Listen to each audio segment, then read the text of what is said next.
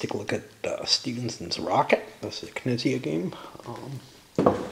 My history with this is that way back when it first came out, a friend of mine got it, and we played it once. I felt rather confused by the whole thing. Didn't really like it, but whatever. And over the years, I found that I liked Knizia games, and I wanted to give it another shot. So I picked up a copy, played a different copy at the game store, and walked away kind of confused, but we played it a little wrong because I'm not good at rules, you know. Which you will find out very shortly. And if you want to learn the game, I'm sure there are better videos out there to learn it than what I'm doing. But I want to give it a playthrough and try to cover it. My copy is unfortunately a German copy. I have the German rules, a couple of copies of the English rules, and some player aid type stuff, which we'll refer to a little bit. You get victory points for doing stuff in this game. It's a Euro. It's a Knizia game, so it's going to be, you know, these area majority type things or counter majorities or whatever. In this case, it's other kinds of majorities that score you. And certain aspects of the scoring remind you a little bit of Acquire, actually. Let's take a look at what we got here. This is the setup. It can hold 4 players. They each have 7 of these stations. There's a bunch of choo-choos around. You don't really control a railway. You can move railways, and that gets you stock in them, and the stock is worth scoring. You can also grab other things that will help you score. Okay. On your turn, and this is what we screwed up, is you're allowed to do 2 actions. Now, I explained this in the rules, but then we all promptly forgot it, and only did 1 action. And that ends up with an interesting situation where you really kind of have to rely on other players to help you do what you want to do. And it was actually a very interesting game. I still wandered away kind of confused as to what you can do and how you can influence things, but it's certainly going to be easier to influence things in with 2 actions per. Your actions are as follows. You can grab a city token, and this will give you scoring values at 2 times. Basically, when the city gets hooked up, and then at the end of the game, the majority in the commodity that you have gives you an advantage. So you get an advantage for having, well, we'll see exactly what that is. We can look over here. When the railway connects to the city, yeah, if you have the majority of that city's tokens, you get some cash. Now, cash doesn't matter, it's just victory points. And then later, at the end of the game, if you have the majority of the type of token, for cities that are connected by rails, you get a little bit more money. You don't get to count tokens at the end of the game that aren't hooked up, that their city didn't get hooked up. Okay. You can place or replace a station. Essentially, you grab one of your stations and you slap it down on the board. But there are some restrictions. You can't put it adjacent to a location, to a locomotive. You can't put it on towns, cities, or tracks. And you can't put it next to any existing stations. If you've run out of stations, you can move one that's not doing what you want. If it's doing something you want, you probably don't want to move it. And this was one of the places where taking 2 actions will help. Sometimes you can drop a station and do an action that hooks that station up and get some scoring from it. What's the station going to do for you in scoring? Well, here, when a railway connects to a railway town, these little black outline towns, if they don't have product, then whoever has the majority of stations on that railway gets $1,000 for each what? Well, I don't know.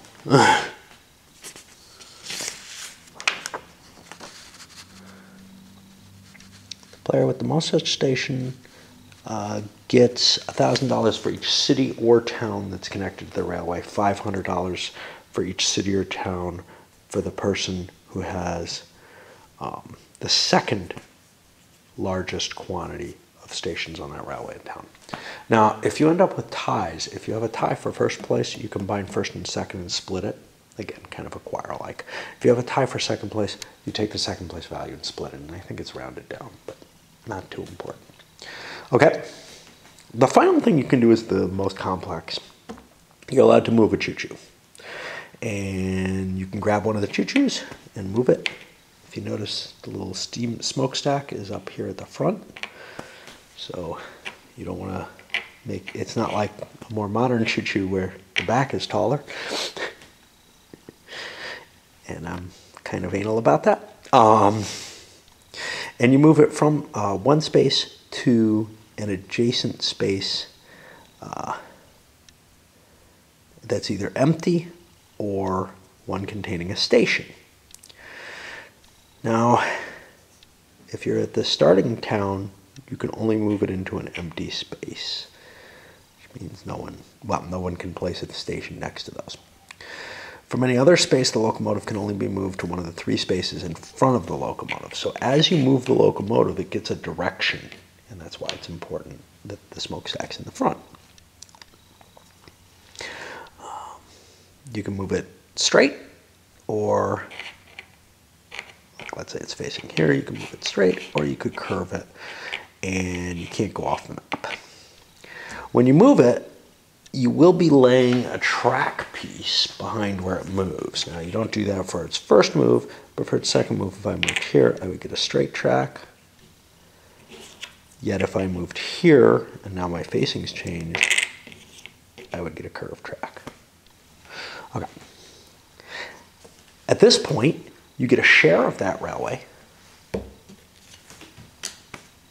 which is going to be important because when you merge railway lines, if you have the majority of shares in the railway that just crashed into the other, you'll get $1,000 for each city and town it connects, and the person who has the second largest gets $500 for each. We forgot about a couple of these. With the stations at the end of the game, it's going to be $1,000 and $500. Again, you score the same thing. I don't think that's right. Let's make sure that's correct. I'm a little worried that may be incorrect. Always round down. With the shares, same thing. Whoever has the majority of shares in that railroad. Only first and second count in this. Okay. However, after you declare which way you're going, so you're in this position and you say, I'm going to go into here. Well, at that point, anybody who has shares in the company can say no. They can't stop the locomotive from moving at all, but they can change its direction to a legal direction. The person to the left of the active player gets the first option to bid it. He can bid as many shares as he's willing to throw away in order to reposition the railway into another legal space. Each player, ending in the person who got the chance, who tried to make the move, has the opportunity to overbid that. You must bid at least one to veto. The player with the winning bid returns the shares they bid back to the board, and they'll be available for other people laying the railroads. Everyone else gets to keep their shares. So if I'm moving, from here and I say I want to go here, and you decide you want to go there, well, then each player in turn gets the chance to spend shares to control the movement of the railroad. And the person who spent the most does get to control it. The person who did the move still got their share, so they've got sort of a free extra share for bidding. But you're throwing away potential victory points by expending your shares. On the other hand, and that's victory points here and here, control of where the railroad goes may be more important than those shares that you're expending, which is why you would do this. And then the track tile gets laid. So he goes here, we do that. Once you've moved from your starting town, the starting town is no longer part of the railway line, but it does count as a town connected to the railroad for the scoring opportunities where you get points for that.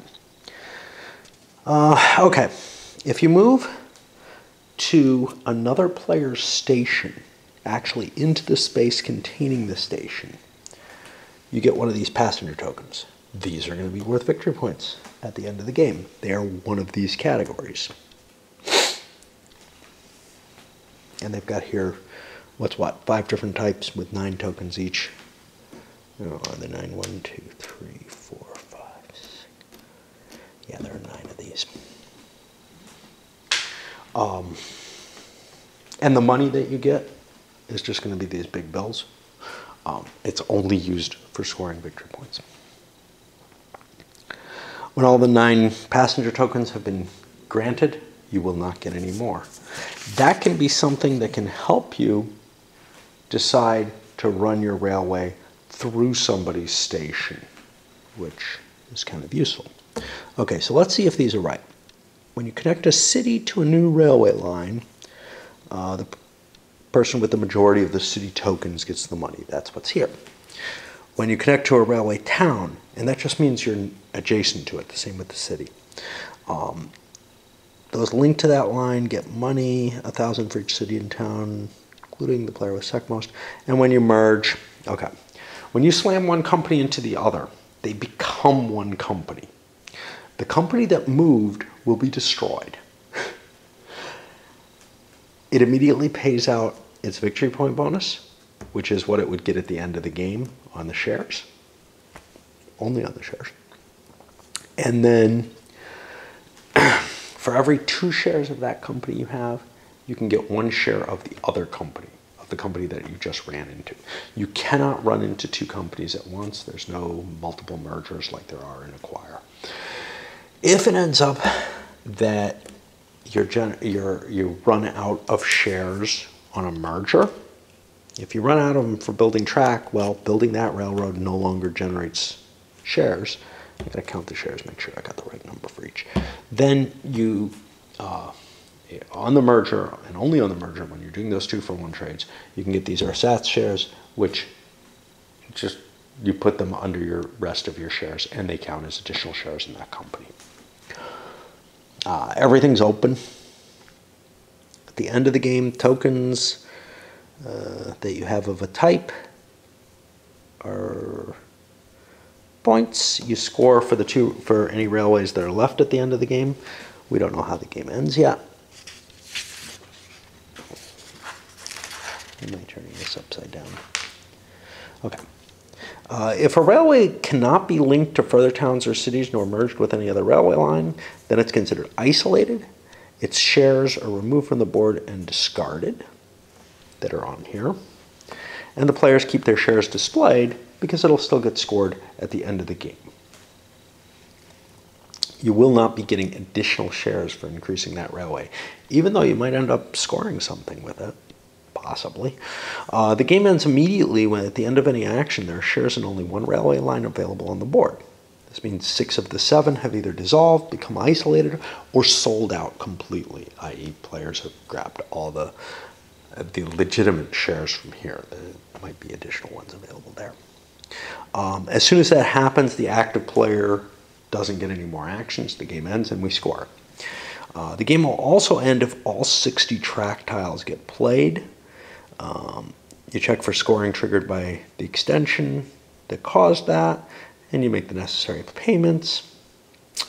You complete all scoring, but then you go to the end of the game scoring, and there's nothing else. And whoever has the most victory points, money, wins the game. Boom, right there. All right, let us send this up. It is pretty simple. The only thing is that it's really, really easy to screw up.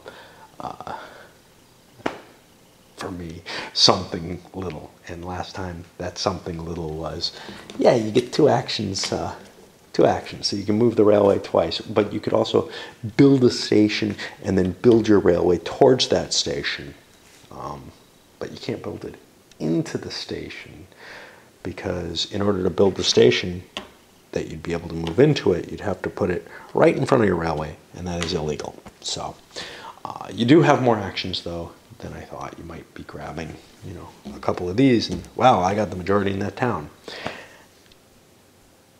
Yeah, but now somebody else takes your chew and moves it away. So there's still going to be a lot of, I think, a lot of situations where there's room for screwing someone over, but there's also opportunities for people to kind of work together. One of the things is the station gives you a bonus. Like if you run the train into somebody's station, you get the bonus passenger card. That could be worth a significant amount of money at the end of the game. All right, up it goes.